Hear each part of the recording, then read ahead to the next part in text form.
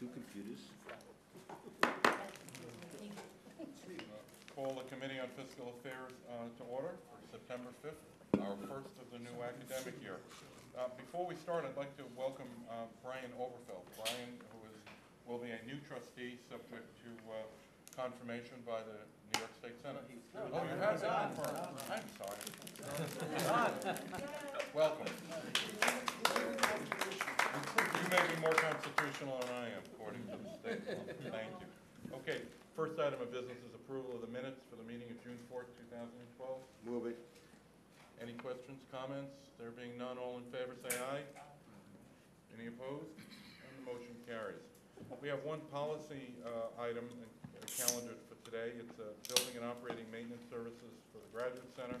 It's a resolution to authorize our General Counsel to execute a contract on behalf of the Graduate School to purchase building operating services and maintenance services for a total estimated total annual cost of $5.2 million. The contract shall have a term of 5 years, with the college having the right to terminate on each anniversary date of the contract. The estimated amount of this resolution will provide the college the ability to maintain its current cleaning and maintenance operations. Do I have a motion? Move it. Any questions, comments? All in favor say aye. Aye. Motion carries. Now we'll report from Matthew Sapienza about the current status of our budget. Matthew? Thank you, Chair Loda.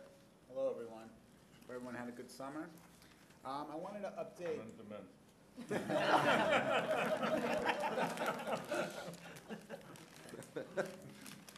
I went Second Avenue. Tell us why. Staten Island. I know. They give you adjutant. I wanted to update everyone as to the status of where we are with our budget and with our allocations. Since our last meeting that we had in early June, the City of New York adopted its budget sometime in late June. For the university, the total amount appropriated to the community colleges was about $259 million from the city, and that was about $500,000 more than what we received in fiscal 12. So we did reach the maintenance of effort level that the city has for the university. The city also recognized all of the new tuition from the tuition increase for this fall, so we were grateful about that. And there was also restoration of some of our city council funded items for centers and institutes, and also for the Blackmail Initiative. $2.3 million was added into the budget for the Blackmail Initiative, and we were really grateful this year that the city baselined the funds for that program. And so since the initiative started in 2004, we've been getting funding on an annual basis every year and have to lobby the council to put those funds back. But this year the city baselined it, so those funds are in there going forward. So we were grateful about that. So once the city budget was adopted, we did our allocations to the community colleges. I know at our last meeting we talked a little bit about the senior college allocations. And the community college allocations followed suit with the senior college allocations. It did include a healthy compact initiative. The total amount for the compact for the community colleges was $33.7 million for this year. About $5.3 million of that was from self-financing components, philanthropy, and additional productivity. But again, like the senior colleges, we are really optimistic and we're really grateful to not only the state but the City of New York for its fiscal stability and allowing us to have this wonderful investment program at the community colleges. Like the senior colleges, the community colleges will have full flexibility as to how they determine what's the best use of the funds at their individual campus. And so colleges are now turning in their financial plans and letting us know how they're going to be spending these funds. And we'll report back on that later in the year. And the other thing I wanted to mention about the community college allocations is it includes $2 million for the Student Financial Assistance Initiative. University-wide, it was $5 million, $3 million at the seniors, and $2 million at the community colleges. And again, we think this is going to be really helpful to assist those students who might be in harm's way from the additional tuition increase. So community colleges have their allocations and putting together their financial plans. So that's where we are in the current year internally. I wanted to spend a few minutes talking about where the state and city are in terms of their budget situations. At the state level, in July, the State Division of Budget issued its first quarter report for the fiscal year, for fiscal year 13. And things look pretty stable at the state level. Revenues are pretty close to the plan levels. The state is still projecting a surplus for the current year. As I think all of you know, the state fiscal year begins on April 1st. So the state's getting very close to its mid-year point of its fiscal year, and the fact that they still have a surplus for the current year leads us to feel very confident that there's no mid-year cuts that are going to come down for us this year from the state level. For next year's budget, the state is projecting a deficit of a shade under $1 billion, and so while that sounds like a lot of money, the state's budget, operating budget, is about $120 billion. So $1 billion is not a big lift for them to close for next year either. So, so things at the state level from the operating side are looking pretty good at this point. On the city budget, the city had an adopted budget in late June, but very recently they were dealt a little bit of a blow to their financial plan in that the city's budget was counting on $635 million in revenue from the sale of additional taxi medallions, 2,000 taxi medallions that was blocked. And the city's corporation council has been fighting this in court, but the $635 million that they're counting on in revenue is now at great risk in the current year. So there is expectation that in the November financial plan, the mayor will come back and ask agencies for additional cuts to try to fill this gap.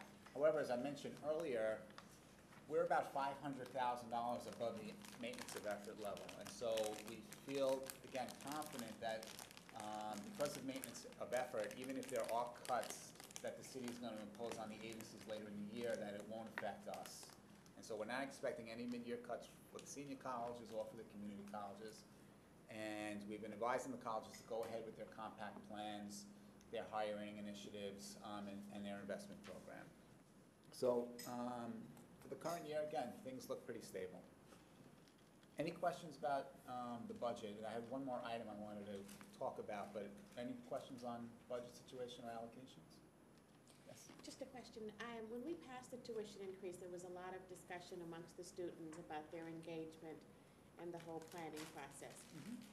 Is your office or someone making sure that that engagement is indeed occurring on the campuses, or how is that coordinated?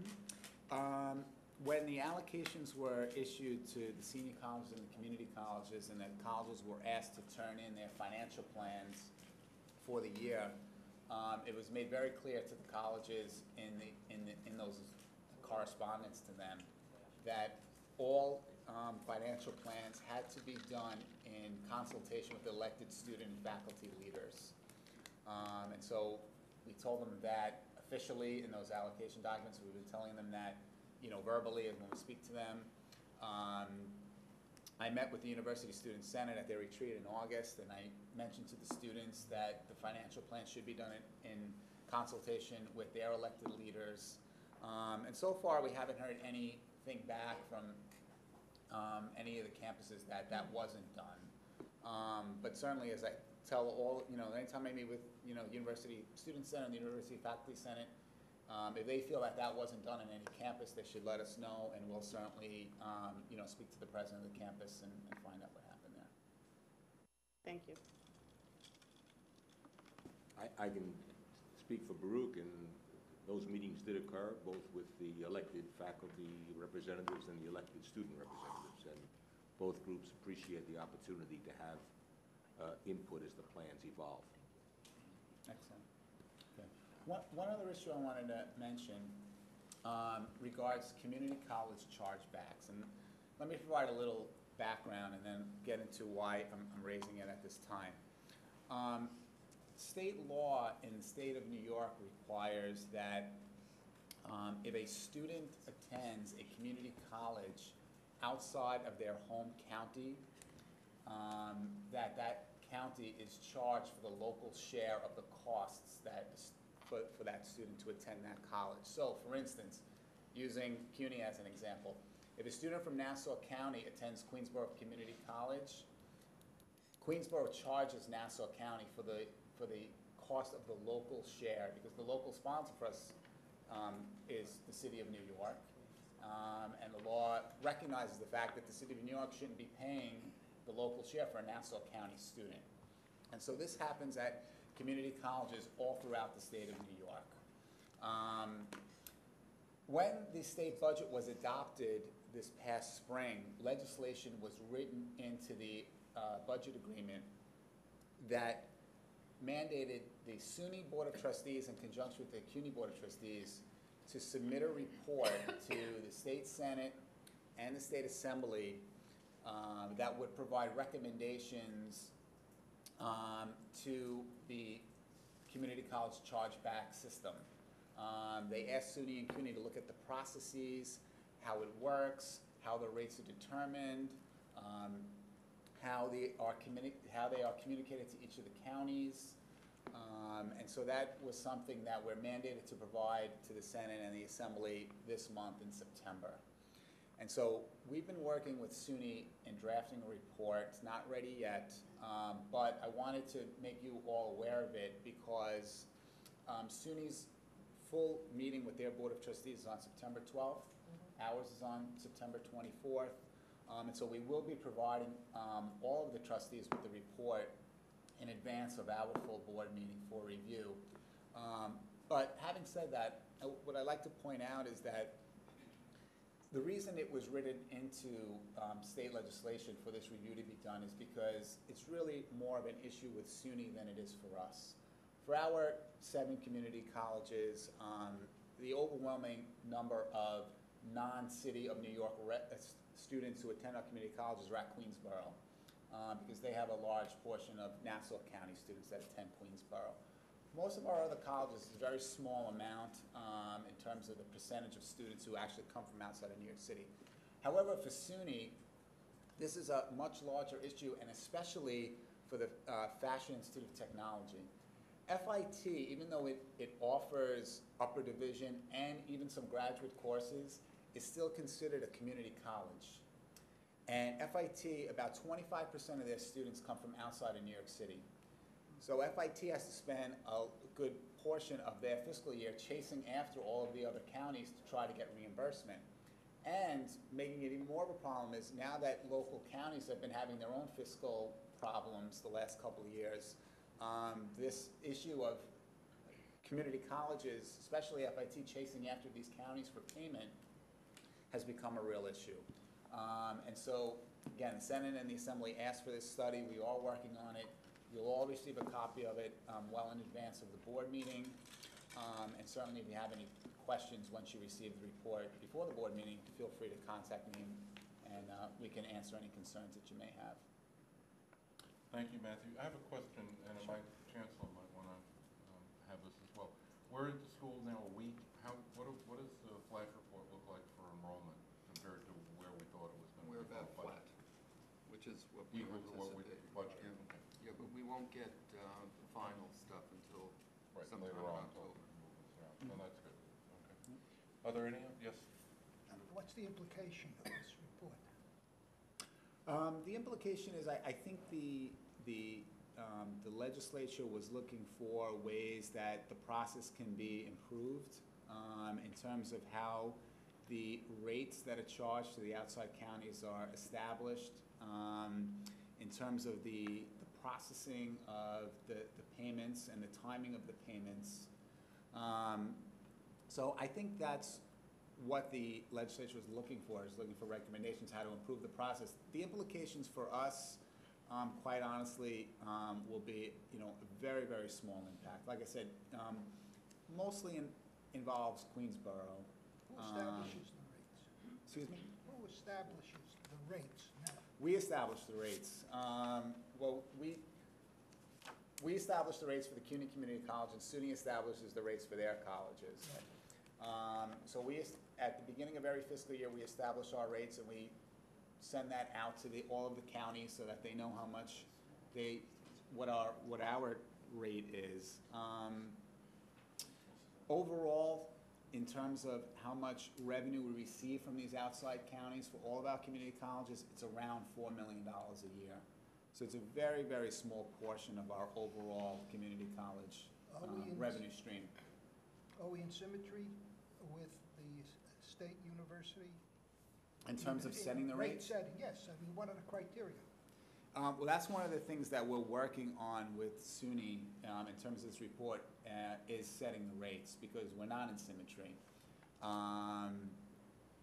They have a much more complex way of establishing the rates, and during the fiscal year, they adjust the rates. And that's been, I think, part of the issue with some of the counties, is that they're not certain of what the payment should be.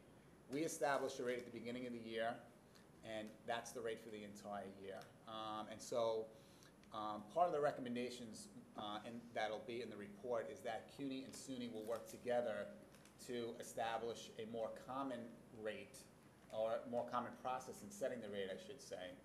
And I think that'll simplify it for everyone. So what are the criteria that we use? Well, our criteria is we look at it's very straightforward. We look at the amount of funding that is provided by the City of New York for our community colleges in any one year. We divide that by our full-time equivalent student enrollment, and that's the rate. For this year, the rate was $3,420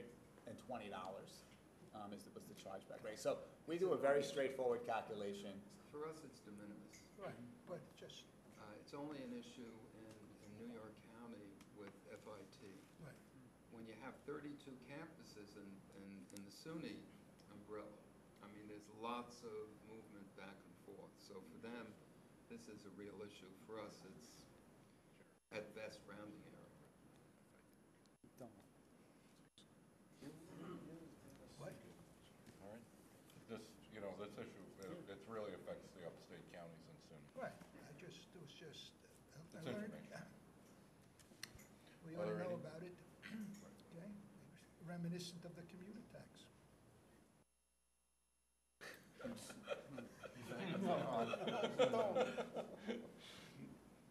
Are there any other questions or comments? Okay, there being none, we're going to move into the Subcommittee on Investments, which is on the iPad under SCI documents at the very bottom. All of our materials are included on there. And the first item of business is the approval of the minutes from our meeting in June 4th, 2012. Kathleen has moved it. Do I have a second? Second. Any questions or comments? All in favor, say aye. Aye. Any opposed? Motion carries. Information items. We have a performance update, which is, as I said, is included in the report, the presentation by Cambridge Associates. Janet, you want to start before? Sure. If we could turn to the report with this cover page, on page 1 of this report, we'll first do the review of performance, which will focus on the fiscal year ending June 30, 2012. And if you look at this page at the very bottom, half of the page, it shows market returns over this period. And though, as we all know, there was a pretty volatile period, many ups and downs during the fiscal year, overall for the year, the U.S. equities were positive and really acted as a safe haven for many investors, as did the fixed income markets in the U.S. However, given the concerns in Europe, the non-U.S. equity markets were down and commodities were down, reflecting the expected economic declines in that sector of the world. On page 2, we have just a brief economic overview showing that the U.S. GDP has slowed during the fiscal year. Bond yields continued to decline. Oil fell, and the U.S. dollar was up versus the euro by about 14%, and versus the yen, it was down just about 1%. If you turn to page 5 of the report and look in the aggregate on the pool performance, you can see that despite all the volatility and the negative absolute returns in the international markets and commodities, that the pool lost only 70 basis points. And basically, we outperformed on a relative basis in all asset classes except for commodities. If you turn to page 6, it will show you our ranking in the Cambridge Endowment Universe, which actually, did you say, versus the Nakubo Universe, which may have more participants, we actually do even better. Over longer time periods, we typically outperform. That's Cambridge The Universe Nakubo. typically outperforms Nakubo Universe. In any given year, it can vary either way, but over time periods, we consistently have beaten the Nakubo Universe. So a good ranking in the Cambridge Universe typically ensures that you will have a good longer-term ranking as well as in the overall universe.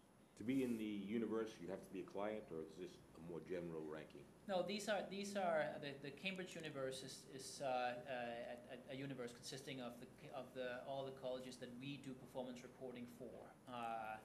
So that's a good 340, I think, when everything is counted, about 340 college universities. We do have a relatively large share of college university accounts in the U.S. Thank you. On page 6, it shows the ranking of the CUNY pool in the Cambridge Endowment Universe. And so the loss of 70 basis points put us actually in the top quartile of returns. On a 3-year basis, which is basically about the time the pool started to be restructured, we rank even better. We're up 10.7% and beating 88% of our endowment peers within this particular universe. Just to bring you up to date, for the month of July, the pool is up 1.2%, and for calendar year to date in July, we are up 6.2%. And with that, I will turn it over to Thomas to review the international portfolio. Just in the way of background, as you may recall, back in Just a question, when do we need to do this in executive session? oh, that's true. Yeah. Yeah. Great. Yes, thank you. We need to do this in executive session. Do we have a motion? So moved. Seconded. Any questions or comments? We're now in executive session. Executive session?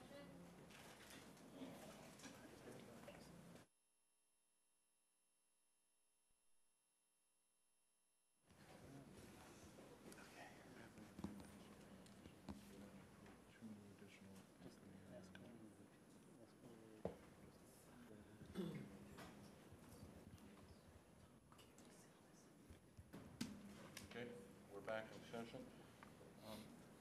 Janet, do you want to verbally put forward the motion?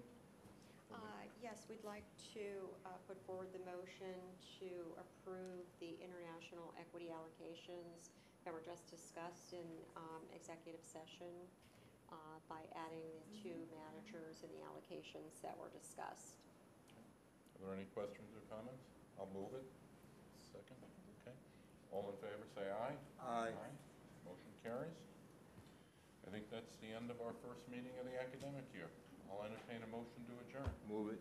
Thank you. See you later. Much less.